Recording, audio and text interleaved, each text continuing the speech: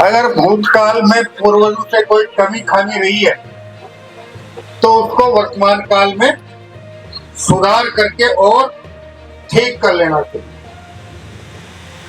और इसीलिए ये हमारे यहाँ जो परंपराएं हैं जिसमें आज इस मूर्ति का अनावरण हुआ है, क्योंकि इस मूर्ति को देखकर हम उनका स्मरण करते रहे, नहीं वो तो उनका तरीका और स्मरण के साथ साथ अपने जीवन में उसको अपनाते रहे। हाँ, ये हमारा वर्तमान काल बातों के बारे में आने वाले भविष्य को भी अवगत कराते हैं। मुझे अच्छी तरह से याद है, आज से 40 साल पहले तक जब गांव लाड़ियों में संयुक्त परिवार की प्रथा थी,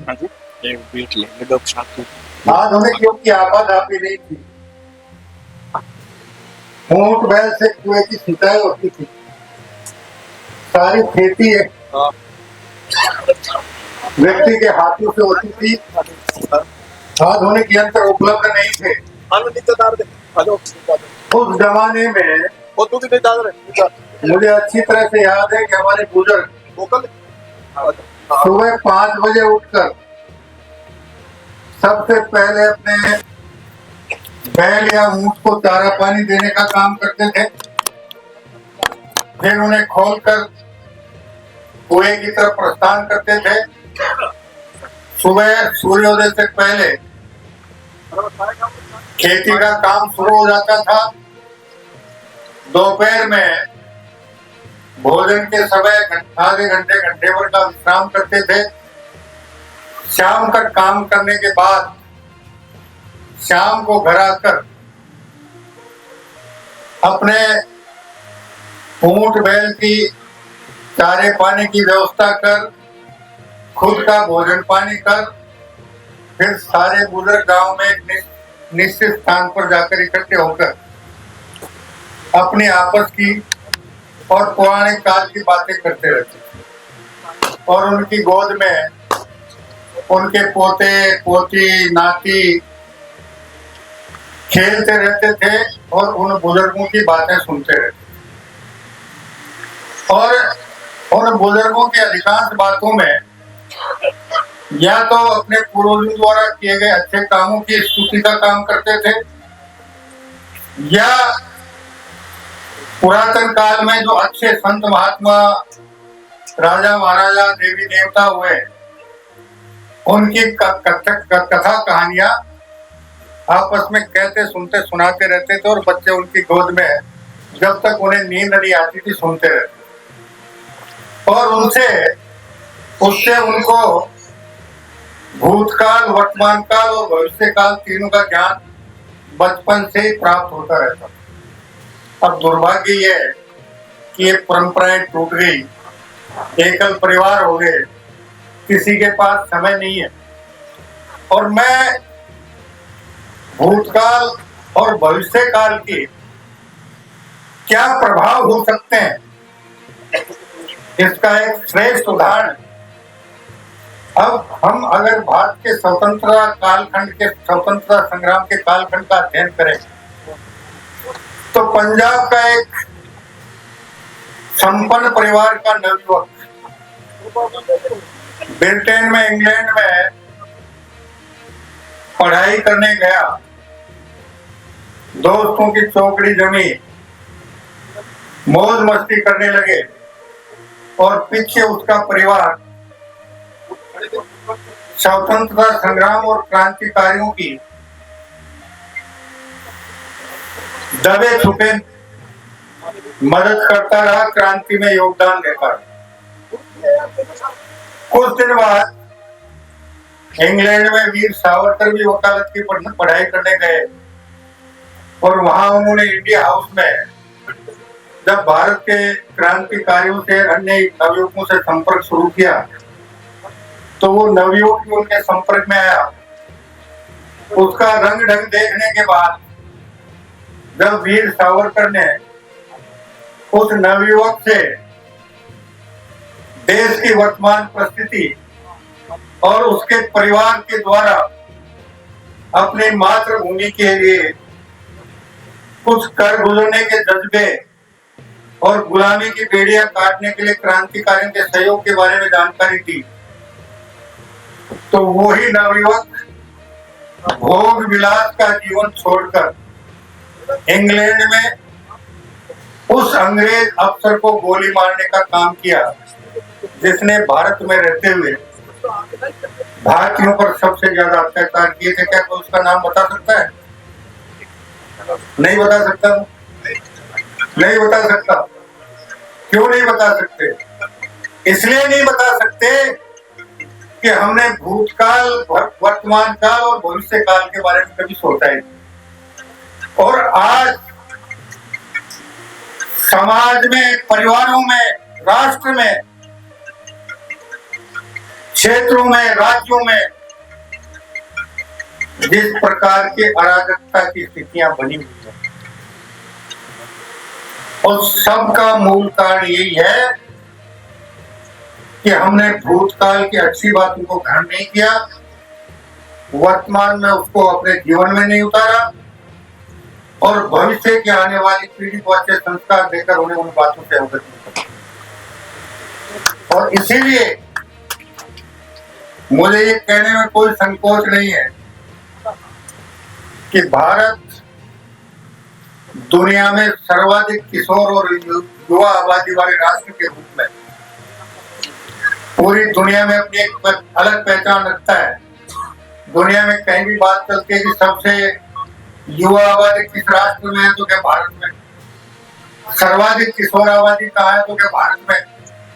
लेकिन हमारी किशोर और युवा आबादी का 1/3 यानी 1/3 हिस्सा जिस प्रकार के रास्ते पर चल रहा है, वो ना राष्ट्र के लिए, ना मानवता के लिए, ना प्रांत के लिए, ना किसी समाज के लिए, ना किसी गांव के लिए और ना किसी परिवार के लिए कभी भी सुखदायक हो सकता है। और इसका मूल कारण यह है कि हमने भूत, वर्तमान और भविष्य काल की भारतीय सभ्यता संस्कृति की मूल धारणाओं से ध्यान रखना शुरू कर दिया, और हम भौतिकवाद की अंधी चकाचौंध में आज हमें क्या लाभ मिल सकता है, इससे आगे सोचने का सामर्थ्य खो दिया।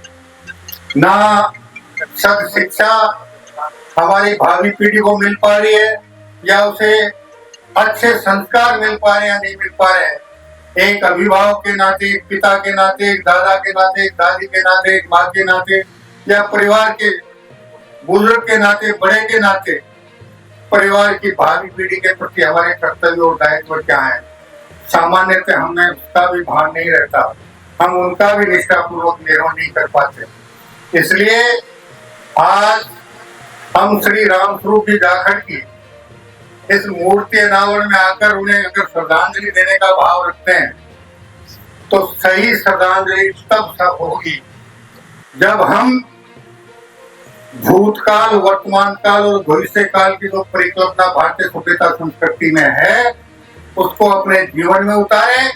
भूतकाल में हमारे पूर्वजों ने जो अच्छे काम किए, उनको वर्तमान काल में आगे बढ़ाएं, और भूतकाल में कोई कमी खामी रही, उसे वर्तमान काल में सुधारें, और हमारे आने वाले भविष्य को उस सब के बारे में अवगत कराते हुए उसे बुजुर्गों द्वारा और वर्तमान काल में आप लोगों के द्वारा किए गए अच्छे कार्यों को आगे बढ़ाते हुए वो मानवता, परिवार, समाज और राष्ट्र की सर्वोत्कृष्ट सेवा कर सके, इस प्रकार का भाव अगर हम उनमें जगा सके, तो मैं समझता हूँ कि हम सही रूप में श्रद्धांजलि दे पाने में समर्थ हो पाएंगे। और वो इस बात पे गौर करेगी, ध्यान देगी, क्योंकि भारतीय सभ्यता संस्कृति का एक और मूल मंत्र यह है कि माँ के पेट से लेकर जीवन के शुरुआती 5-6 साल में उसकी माता के जिस प्रकार के आचार विचार होते हैं, उन आचार विचारों का उस आने वाले बच्चे पर और 5 साल तक उसका जो लालन पालन होता है, उसका जीवन पर्यंत उसके मन मस्तिष्क पर असर रहता है। जो संस्कार, जो सोच गर्भावस्था से लेकर जीवन के शुरुआती 5 साल में उसकी माँ के द्वारा उसे प्रदान किए जाते हैं, वही सोच, वही संस्कार उसके जीवन में सदैव सदैव के लिए अंकित हो जाते हैं। और अगर कभी गलती से वो कुसंगत में पड़कर किसी गलत रास्ते पर 4 कदम उठा भी लेता है तो 5वां कदम उठाने से पहले अपनी माँ के द्वारा मिले हुए संस्कार, माँ के द्वारा मिली हुई सत शिक्षा उसके अंतरात्मा को झकझोरती है और 5वां कदम आगे बढ़ाने के बजाय वो वापस 4 कदम पीछे लौटकर सही रास्ते पर आना शुरू कर देता है। मैं उम्मीद करूंगा इन सब बातों पर हम गौर करेंगे और वर्तमान की जो परिस्थितियां हैं, मुझे ये कहने में भी कोई संकोच नहीं है कि आज आधे से ज्यादा परिवार इस त्रासदी को झेल रहे हैं और फिर भी हम भावी संकट को नहीं समझ पा रहे हैं। ये भी हमारा दुर्भाग्य है। कृपया इस ओर भी ध्यान देने का कष्ट करें और अपना जीवन सुधारने के साथ साथ अपने आने वाली पीढ़ी का भी सुखद भविष्य निर्माण करने में जो कुछ हमसे बन पड़े सत शिक्षा और सत संस्कार के माध्यम से उसे करने में किसी प्रकार की कोर कसर नहीं छोड़ें। और भूतकाल, वर्तमान काल और भविष्य काल की जो बातें मैंने आपसे निवेदन किए उसको भारतीय सभ्यता संस्कृति का मूल मंत्र मानकर उसी के अनुसार जीवन में अनुसरण करने का प्रयास करना शुरू करें। यही ऐसी महान आत्माओं को सच्ची श्रद्धांजलि होगी।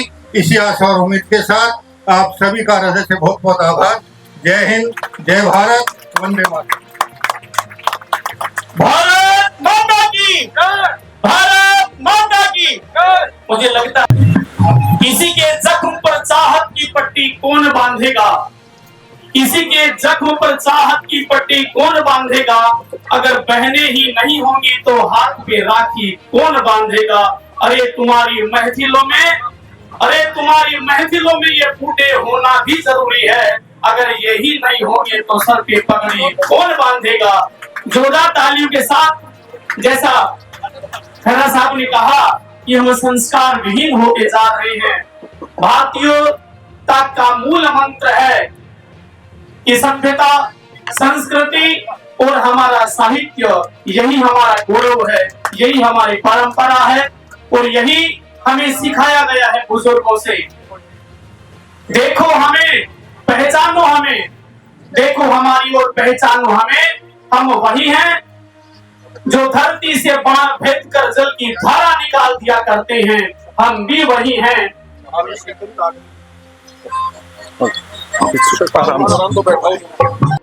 मेहमान हैं, सभी से निवेदन करूंगा कि आप मंच पे विराजे रहे। माननीय सुरेश सिंह उद्बोधन की अगली वेला में मैं हमारे क्षेत्र के लोकप्रिय विधायक